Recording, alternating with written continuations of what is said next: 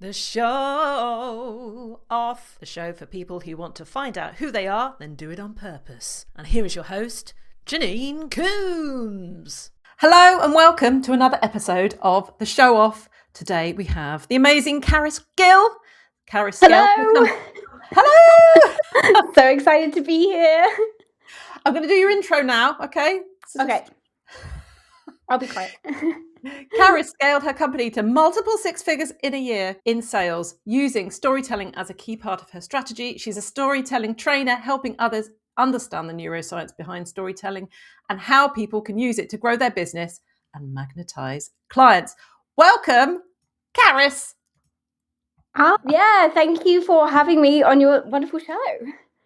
So obviously you're a storytelling maven. What does that look like? Because I love that's a brilliant soundbite that you kind of turned the business around, or just tell me that journey. Like I'm making assumptions here. Tell me what that journey was like to finding storytelling, and what did it look like when you started using storytelling, and how quickly could you tell that it was working? Yeah, so it was one of those things where we had the disaster business story for 2 whole years where we were in the absolute gutter. We thought we had the best idea in the whole world and we would tell people about it and everyone was so polite. Oh, that's a lovely idea. Wonderful. Good luck with it. But I was like, no, this is really, really cool. This is the best idea ever. And we went for loads of different funding, loads of different accelerators, loads of different competitions. We just kept getting rejection after rejection. Same when we reached out to large corporates. So our company it's called Social Stories Club. It's a sustainable gift hamper company and we're a social enterprise. So the idea is every single product has a story of making an impact. So the example, the soaps are made by individuals with disabilities. And so you've got your soaps, your biscuits, your crisps, everything has that amazing, inspiring story. You open up your hamper and you can read about all of the stories behind the products inside a story booklet. And I just thought, this is amazing. What a feel-good gift. But why is nobody thinking it's as cool as I think it is? I thought it was the coolest idea ever. Well, I was feeling really, really miserable. We had recently been rejected from Edinburgh because we couldn't afford the rent anymore. So we went all over to the dodgy end of Glasgow. And it was a real miserable experience in this 11-bed flat share in Glasgow. And in the end, our flatmate threatened to kill us. So we had to move back all the way to Edinburgh.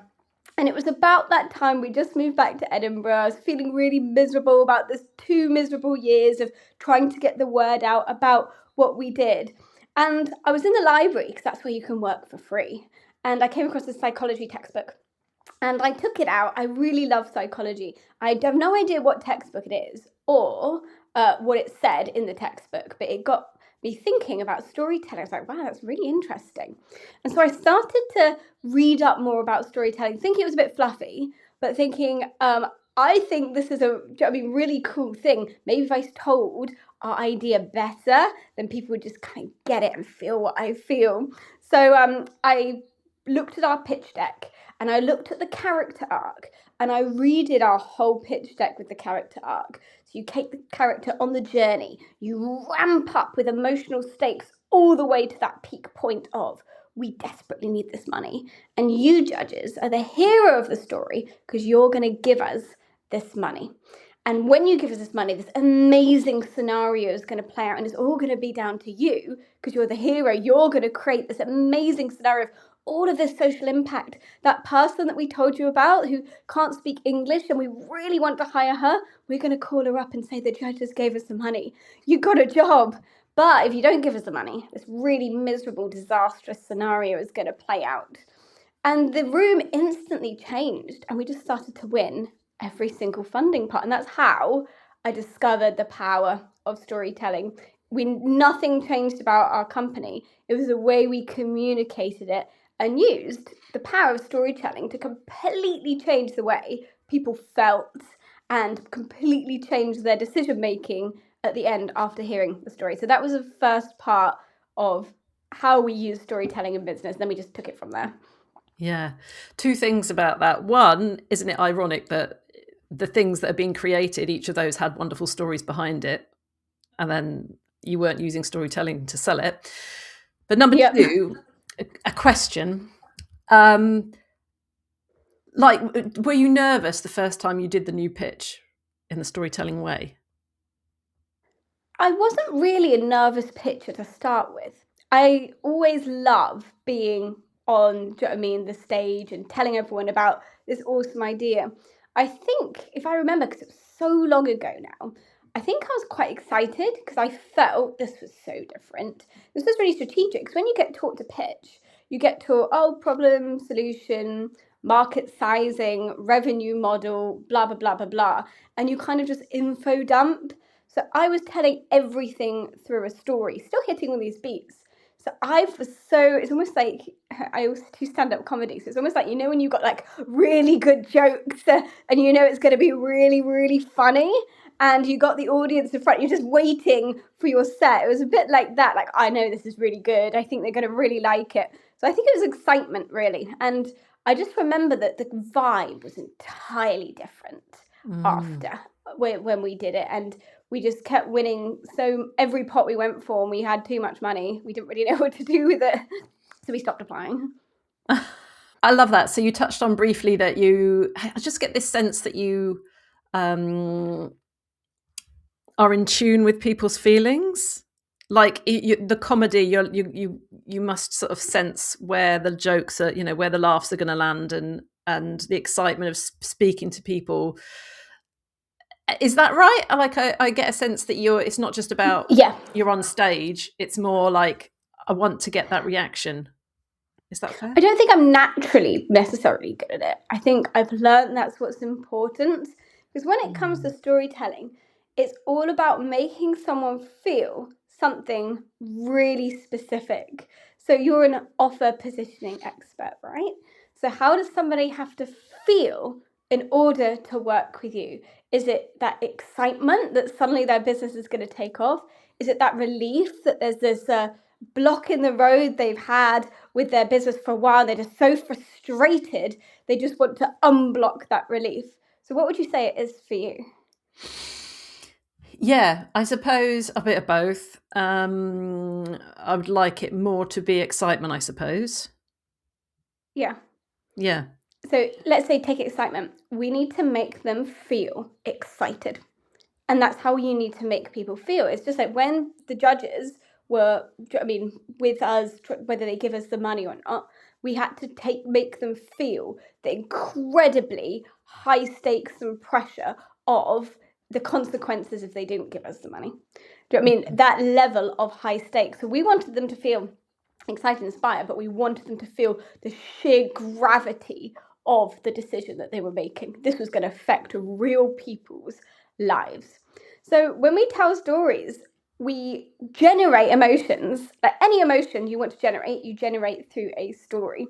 And the other person can't help but feel what the character feels in the story as long as it's told correctly. The problem is we don't tell stories correctly in business, so therefore we don't have the effects of storytelling.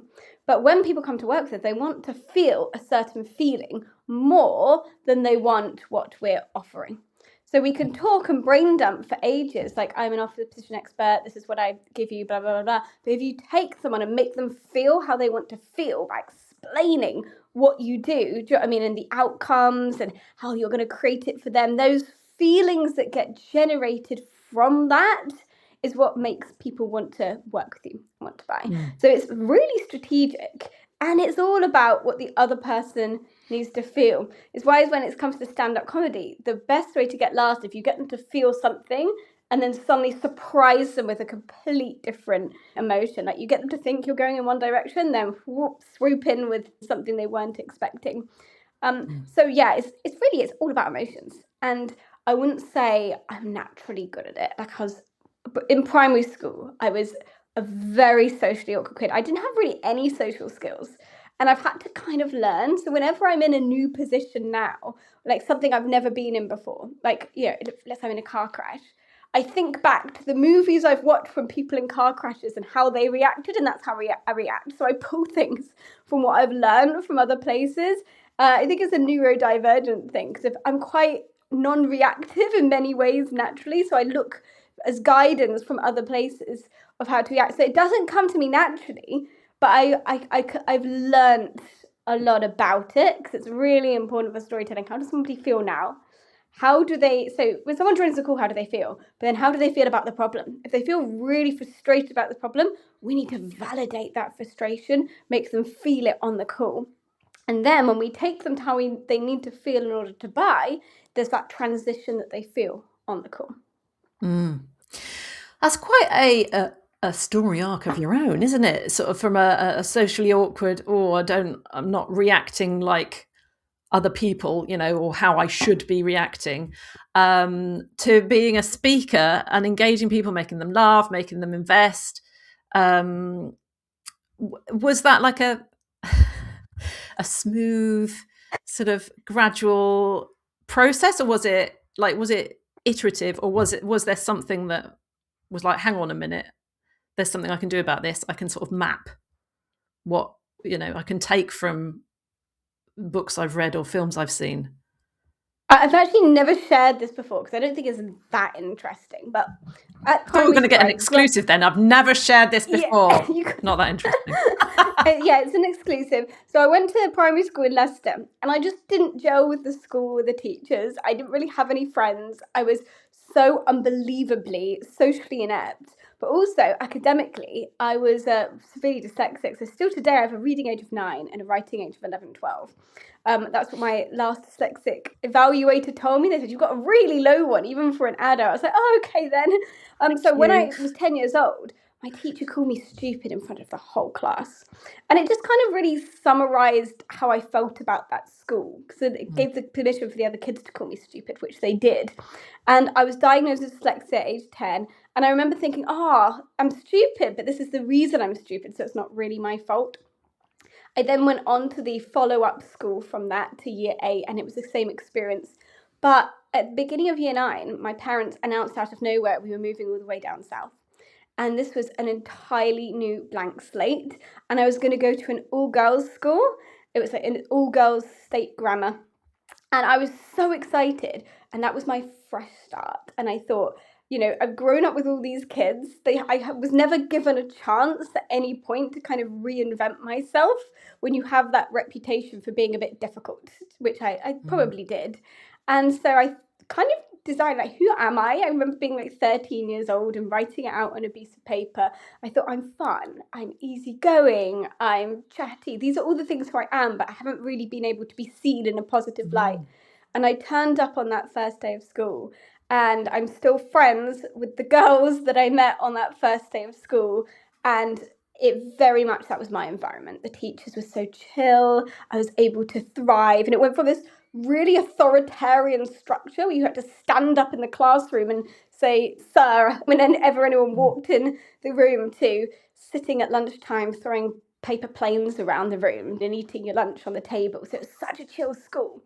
And that transition made me become myself. So I thrived in secondary school because of that really chill all-girl environment. And I was able to kind of grow a lot in confidence. And I was naturally a very extroverted person, but probably people didn't realise that because I had such low self-esteem and just didn't gel with the environment before. Yeah. Oh, well, it sounds like you had a kernel of really the horrible experience you had in the previous school, they didn't beat you down to the point where you doubted yourself, like that kernel of, no, this is me, I am chatty, I am outgoing, I am interesting, I can do this. It sounds like that was always there. I think I always had this delusional, unwavering belief. I never lost that, and I had that since I was a very, very little kid, because I was 4 in the playground. I was like, I'm going to be a famous storyteller, and all the other kids wanted to be doctors. I was like, why would you want to be doctors when you could be a famous storyteller? But then at some point I abandoned that dream when I realised I wasn't, smart enough to do that. And I thought, oh no, I'm going to do art. You don't really need to be that intelligent to do art. But I was going to be a famous artist. It was always really ambitious, and I never doubted that side of myself, which is quite lucky, really, that I had that. So I had a really positive experience throughout my whole secondary school experience. So I was already, very happy to speak on stage at that point. I had a lot of confidence, a lot of friends. And so it it was just that one massive shift of moving to a completely new environment and having a new start at 13. Oh, how wonderful. Okay, we're going to go back a bit because you said something about a lot of storytelling in business is not done right. Like, what does that look like? Because I think people are scared of that. They're like, oh, I want to do storytelling, but what if I do it wrong? Yeah, people do it so abysmally wrong. They think they're telling a story. Yeah, they think they're telling a story when they're not. Well, to start with, we have this idea of being professional in business. And this facade of professional means that there's no space for human emotions. But you can't have an effective story that has the desired effects you want from a story. You know, the strategy of making people feel something, moving people without emotion. It's just not possible to have that. So we strip stories of emotion entirely, thinking look how professional our stories are. They're just not having the desired effect. So that's one thing that we do. Another thing we do, for example, is we don't have characters which feel real. So we often think companies are characters when they're not. A character has to be a real, living, named person. They have to have something they want. They have to have something getting in the way of the thing that they want. And we think Social Stories Club, named my gifting company, is a character, and we'll treat it like it's a character, but it's just not, and it's not going to have the desired effect. There's certain beats that you need to meet in order for it to technically be a story. Even if you have these beats met, doesn't mean it's a good story. It's just a story. But then in order for it to be a good story, there's all of these things that you need to incorporate. And even if you just incorporate just a couple of them, you just experiment with them, your stories are infinitely better. But people don't know to do this. They never get taught. And so they don't know that they're not telling a good story, or that story they're telling could be so easily flipped if they just did this one small thing. So to start off with, any story which doesn't have an emotional transformation will feel flat. So if the person is really excited for the award that they could win, they go to the award ceremony, and then they're really excited that they win the award, there's no emotional transformation because they're excited throughout the whole story. So it's not very memorable. So we tell a lot of flat stories like that in business, where you need to have the transition from at least one emotion to another, sometimes one emotion to another to another. Oh, I love that. I feel like I should be making notes. I'm going to have to remember that. Now, this must be a common one that you hear from people, potential clients.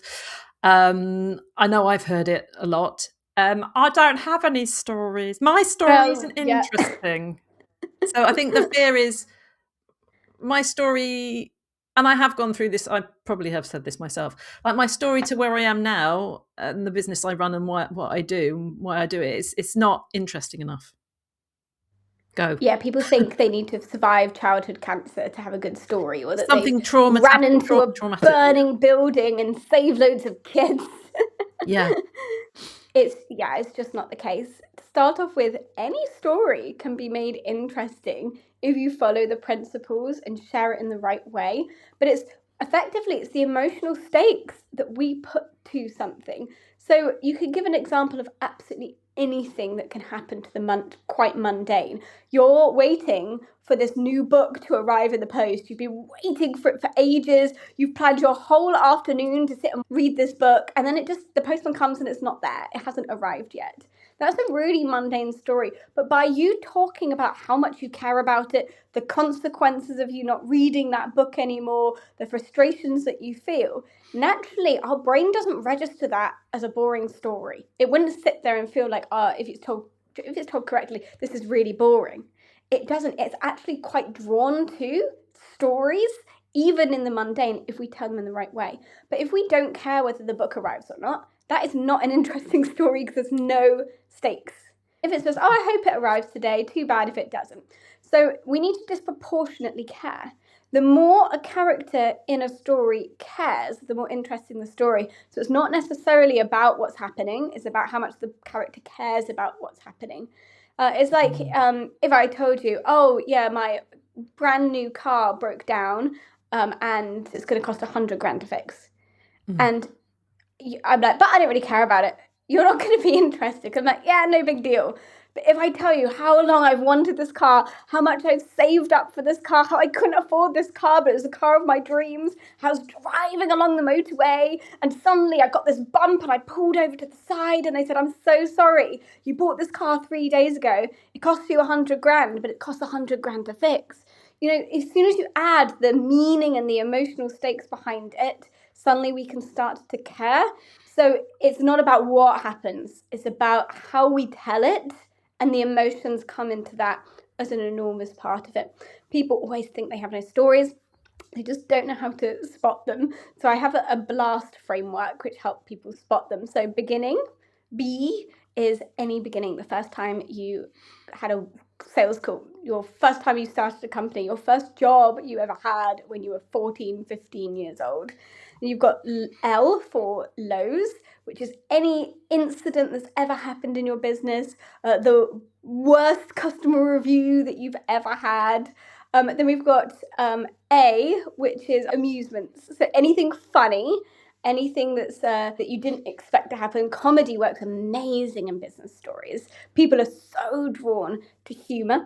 And then we've got S, which is statistics. Any form of fact, figure or stat can be very easily wrapped up in a story and made really, really interesting. And then we've got T. I'm trying to remember my own framework. T, beginnings, triumphs, that's it. Anything that's really good that happens. Did you just do that on purpose? Because that sounded like triumph. I cared about the BLAST framework. I didn't. And to be honest, I'm not really a framework person. I don't like other people's frameworks, but I understand so many people ask me for them. And so I create them and people use them and they find them really useful. But yeah, I don't. And other people give me frameworks to use. It's like my brain recoils when I see a framework. I want a story. I want to understand, do you know what I mean? The process, and my imagination can kind of do the rest and figure it out. Yeah, but interestingly, your framework isn't a step by step. It's sort of, these are the different types of stories so it's a little more like a mnemonic. What I love about that mnemonic, I'm going with it, is that you can pick people have their favorites. Would you say that? Because like for some people, like I'm not funny, so I'm not going to even attempt the comedy thing, which may or may not be true, but do people have their favorites, or would you suggest that people try them all? Try them all for sure. Like if I sat down with somebody who says they have no stories and we worked through each one of these, they could definitely come up with 3 stories for each one. The hardest one for some people is the amusements one. And there's a reason for that. We often have wonderful senses of humour in our own personal lives, yet when it comes to business and professional lives, we like to abandon that at the door. We see it as unprofessional. But what I find is when you lean into your sense of humour and you find a way to apply it to the professional world, people just become so magnetised towards you. And all the parts that you ironed out of yourself because you felt they were unprofessional and you've come up with this very corporate, serious, sensible facade, when you pull that apart and you think, who actually are you? Like, how do you show up with your friends to the pub? What would your friends say about you? And when you look at these things of what your friends say, so my friends, I did this with my friends, all of them said very fun and like very high energy. And when I put these as part of my brand and showed the stories that illustrated this, people immediately see me as a person, not as a facade, and they're drawn to follow that and connect with that. Then they see my content, they like it, they book calls with me. So there's this idea that comedy isn't a space in business storytelling, when actually it makes you stand out so much. I'm a comedic writer, so I put a lot of my comedy flair into my stories, especially on my newsletter, because I feel like with a newsletter you could get away with a lot more than you can with LinkedIn. Yeah. I mean, if I was being really pedantic, like a few years ago, I did do what I didn't realize it was storytelling at the time, but somebody sort of said, "Oh, that was good storytelling." I was like, "Oh, I didn't realize I was doing it." I did sort of like comedy sketches, and they were very wacky.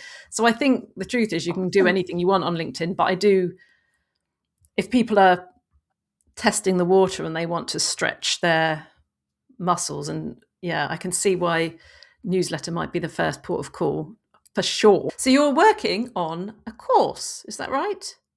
Yes, it's been something I've working on for a very long time, because when it comes to storytelling, people don't know how to tell a story. They don't know how to bring that story to life, and they don't know how to use it strategically as part of sales calls, LinkedIn, pitching. So I wanted to make it really accessible to as many people as possible, so they can learn about storytelling. So I'm really excited that that's coming out really, really soon. And I've had so many people message me saying, how can I learn about storytelling? I'm like, I don't know. I don't have anything to send in your direction, because unless I have a live event, which I've got in that area, there's nowhere I can send them. So this is what this is for. So everyone can learn about how to tell stories in business to get results very fast. So if people are like, oh, that's what I need, what should they do next? Head over to my LinkedIn, Karis Gill. Lovely. We'll get the links to everything and your website. Is there anything else that you want people to do to get in contact with you, or is LinkedIn the best place to connect with you, and your website the best place to LinkedIn is the best place to connect with me. I just love it. If you try storytelling and inspired by this podcast, send me a message to let me know how it's going on LinkedIn, because I really, really love to hear how people are using it and what they're experimenting with. Oh, super. Well, it's been an absolute pleasure. Thank you so much, Karis. I've learned a lot. Yes, it's been really fun. Thank you so much for having me. Oh, well, it's felt a little bit indulgent on my part because I get to pick your brains. It's been brilliant. Yes. Thank you very much. That's the number one benefit, I think, of having a podcast, that you can get all of this really cool expert advice that's quite tailored to you. I'll have that person on. Oh, yeah, lovely. And make some notes. You have witnessed the show off with Janine Coombes. If you liked it, hit that subscribe button and share with your friends. For more episodes, go to janinecoombes.co.uk/show off.